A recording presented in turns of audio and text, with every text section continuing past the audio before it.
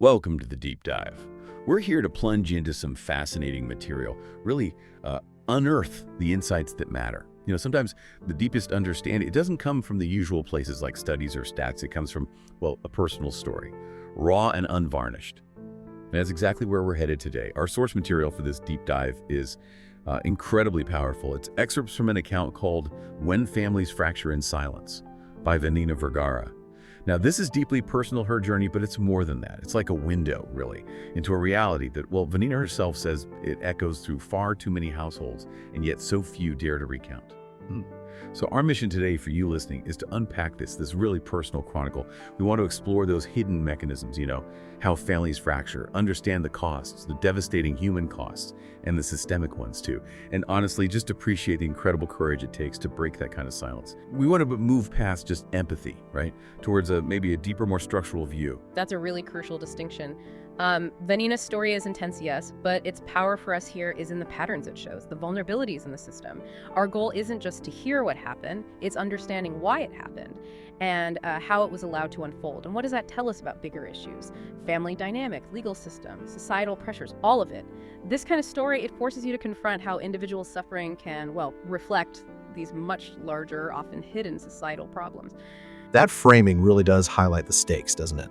And thinking about that courage, the courage to confront silence, it brings us right to Vanina's motivation, why she finally shared her truth. She starts so clearly, almost defiantly, "This is my story, my way of unveiling a reality."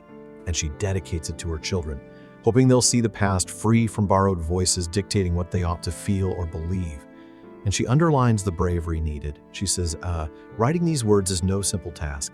There's this profound sense of duty. She feels she owes them her truth and her struggle. Why? So they may never again fall victim to the same tale. It's not just love, is it?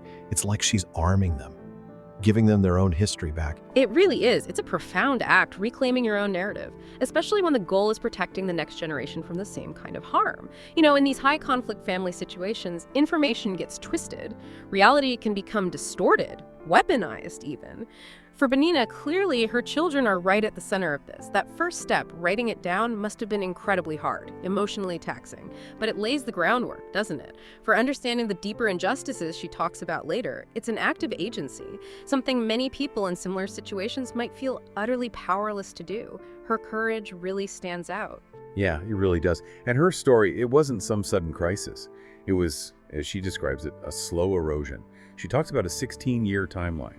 16 years where, save for the first few, everything became tainted by misogyny disguised as affection. Wow, that phrase, misogyny disguised as affection, it hits hard. It points to how insidious control can be, right, when it's wrapped up in something that looks like love or care.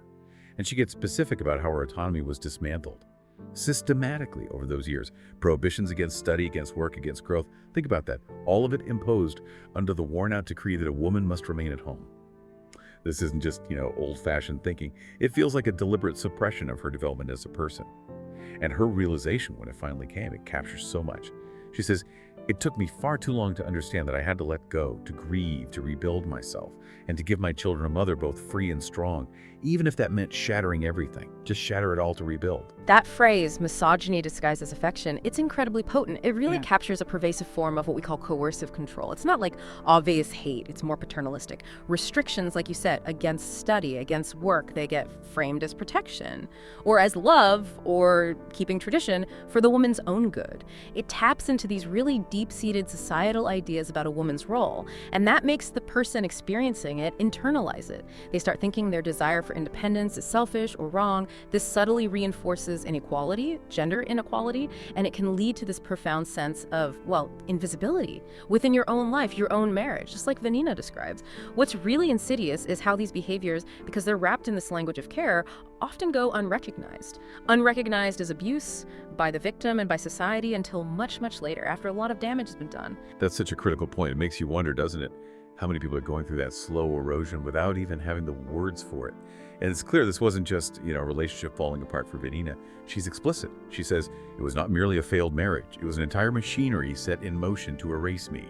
That phrase, an entire machinery. It suggests something much more deliberate, systemic, not just marital problems. And she lists these really specific, devastating injustices, things like being denied the right to decide, to build a patrimony of my own, her own financial base. She mentions Papers were signed under duress. Think about that pressure. And powers of attorney exercised behind my back for years, leading to dubious dealings in which I was but an empty name, just a name on paper with no real agency. And the ultimate betrayal, maybe, losing the very walls of the house where I raised my children, walls that were one day taken from us without a second thought. It's total stripping away. Identity, financial security, even her home. Yeah, Vanina's experience is an empty name. It's a chilling example of what you could call coercive control through legal and financial entanglement. The insight here isn't just that assets get stolen, it's how the actual structure, the architecture of legal and financial systems can be weaponized. Things like joint accounts, prenups, powers of attorney, these everyday things. It reveals a critical vulnerability, doesn't it? Trust. When trust is deeply betrayed, these legal tools, they become instruments for really sophisticated financial abuse. And these actions, they're often meticulously planned, executed subtly over years. Designed to leave no clear trail or make it incredibly hard to challenge, it effectively traps the victim. It's not just a personal issue, it's systemic. These structures, meant to protect, can be exploited for control, for erasure. The idea of being an empty name in your own life, legally, financially, it's truly unsettling. And while all this was happening, Vanina talks about the messages she constantly got. Remain silent, accept, make no waves. That pressure to just conform, to not rock the boat, must have been immense, especially when her sense of self was already being chipped away. She also talks about the double standards of society, which were merciless, how what in me was branded indecent was, in others, deemed proper and respectable. That kind of social judgment, it adds another layer of torment, doesn't it? A really devastating one. And she explains the psychological impact. She says she was ensnared in a cycle of manipulation and emotional violence. And that led her to believe I was worth too little to claim my rightful place. That's the real internal cost of that silence, isn't it? Believing you're worthless. It absolutely is. And it raises this really important question. How do these implicit societal expectations, combined with a very real fear of judgment, of being ostracized, how do they keep people trapped in these cycles of emotional violence and silence? The pressure to conform, to seem respectable or keep up appearances for the family or community could be huge. And for women, historically, challenging those norms often meant being labeled hysterical, difficult, indecent, just as Vanina painfully points out. So this external pressure gets internalized. It systematically eats away at self-worth, at agency, making speaking out feel almost impossible. It's not just about one person's bad actions. It's the broader cultural environment that can actually enable, even encourage that silencing. Breaking free takes more than just personal strength. It often requires a radical rethinking of your place in society. And as we follow her story, it's clear that when the separation finally happened, when it became inevitable, the cost wasn't just a simple split. Vanina describes it as devastating, catastrophic, really. It sounds like that machinery she talked about just shifted gears. It didn't stop. She recounts how her name ended up shackled to debts not my own, her reputation smeared by falsehoods. And maybe the most heartbreaking part, her bond with my children fractured by the manipulation of one who had vowed to protect us and instead left us in ruins. She even specifically mentions parental alienation. She connects it to that emblematic case which once shook Latin America and gave name to parental alienation. It just shows the reach, doesn't it? The multi-generational impact of these deep, deep fractures. Right. When Vanina brings up parental alienation, she's touching on something highly debated, yes, but also profoundly real for many in high-conflict separations. It's more than just, say, a child preferring one parent. It describes a systematic campaign, usually by one parent, to undermine the other parent's relationship with the child.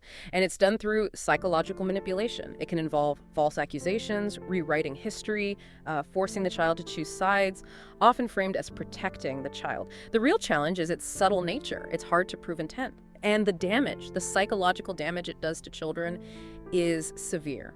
Often permanent. It's a form of emotional abuse, really, that just devastates family bonds. It creates this deep-seated trauma that can affect children right into adulthood, makes reconciliation incredibly difficult. This multi-layered devastation, emotional, financial, relational, that's what makes these family fractures so incredibly tragic.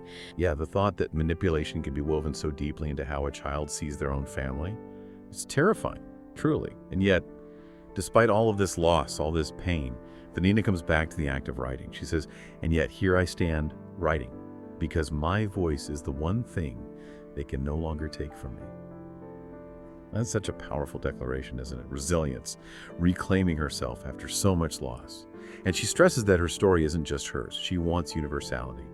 She says, "I tell this because I know I'm not alone, because countless mothers continue to lose their children without having committed any crime beyond the wish to be free." And she ends this part with a statement that just encapsulates everything. Her mission. Because silence has never saved anyone, and perhaps my story may become the outstretched hand I myself never had, offering help she never received. That really gets to the heart of it, the transformative power of telling your story, and the strength you find in collective experience. If you connect this to the bigger picture, you see how individual stories, when they're shared so bravely, can actually become catalysts. Catalysts for broader understanding, for support, maybe even for systemic change.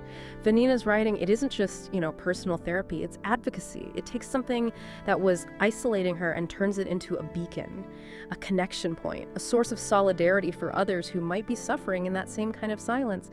It's really a testament to the idea that speaking out, even after paying a huge personal price, facing immense pressure, it's an act of profound strength, and it can create pathways for healing, for justice, not just for her, but for so many others. Wow, what an incredibly poignant deep dive this has been today.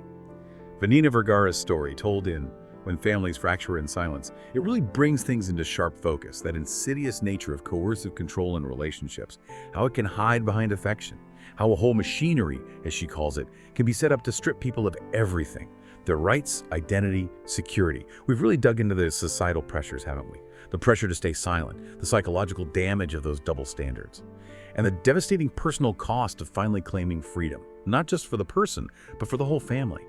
Her voice, shared so bravely, it really does feel like that outstretched hand she talks about, reaching out to others who might be facing similar things in silence, illuminating this struggle that, sadly, far too many face. Absolutely. Vanina Vergara's account, it challenges all of us, really, to think beyond just the individual suffering from family breakdown and manipulation. It pushes us towards our collective responsibility to recognize, to support, and to protect those whose voices have been silenced. Her story isn't just a lament, it's a call to be vigilant. And it leaves us with a final thought, maybe a provocative one for you, the listener. When someone courageously extends the outstretched hand, sharing their painful truth, how can we as a community make sure that hand is met with the support and understanding it deserves? Instead of judgment or skepticism or more isolation, how do we ensure these truths can actually make a difference?